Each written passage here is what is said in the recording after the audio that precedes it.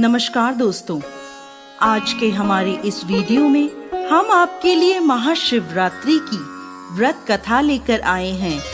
प्राचीन काल में किसी जंगल में एक गुरु ध्रुव नाम का शिकारी रहता था, जो जंगली जानवरों का शिकार करता था। अपने परिवार का भरण पोषण वो शिकार से किया करता था। एक बार शिवरात्रि के दिन जब गुरु ध्रुव शिकार के लिए निकला, तब संयोगवश पूरे दिन खोजने के बाद भी उसे कोई शिकार ना मिला।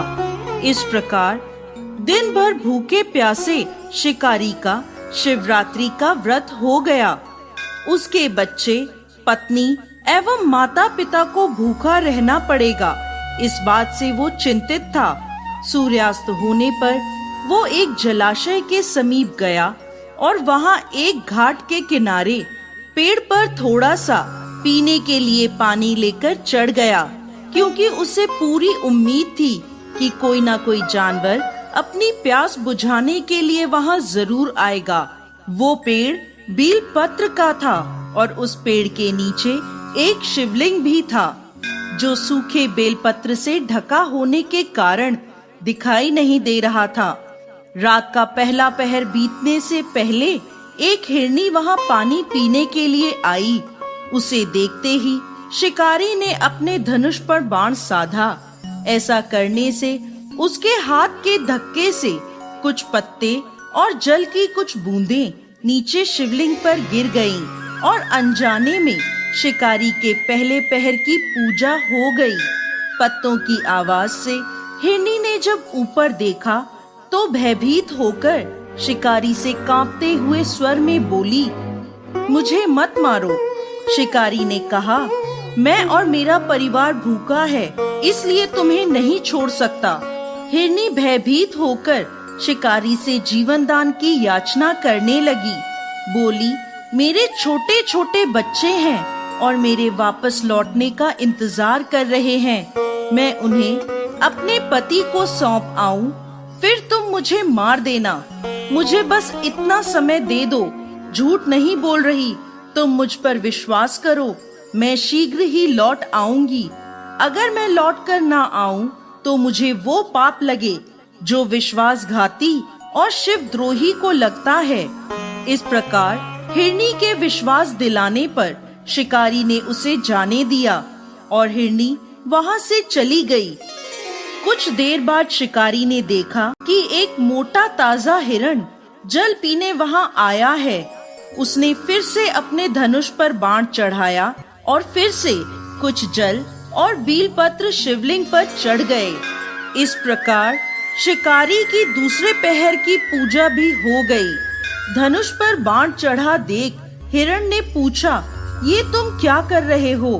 मैं घर पर अपने बच्चों को छोड़कर आया हूँ। मुझे इतना समय दे दो कि मैं अपने बच्चों को धैर्य देकर शीघ्र लौट आऊं। तुम मुझ पर विश्वास रखो। शिकारी ने हिरण को जाने दिया। हिरण जल पीकर वहाँ से चला गया।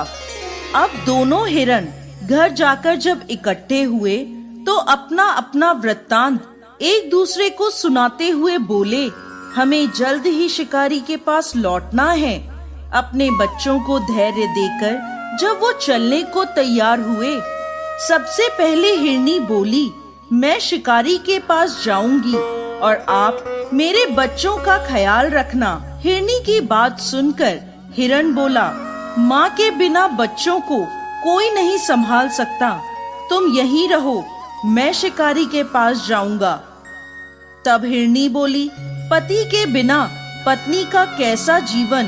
आपकी मृत्यु के बाद मैं कैसे जीवित रहूंगी? मैं वहाँ अवश्य जाऊंगी। और वह दोनों बच्चों को समझाकर चल पड़े।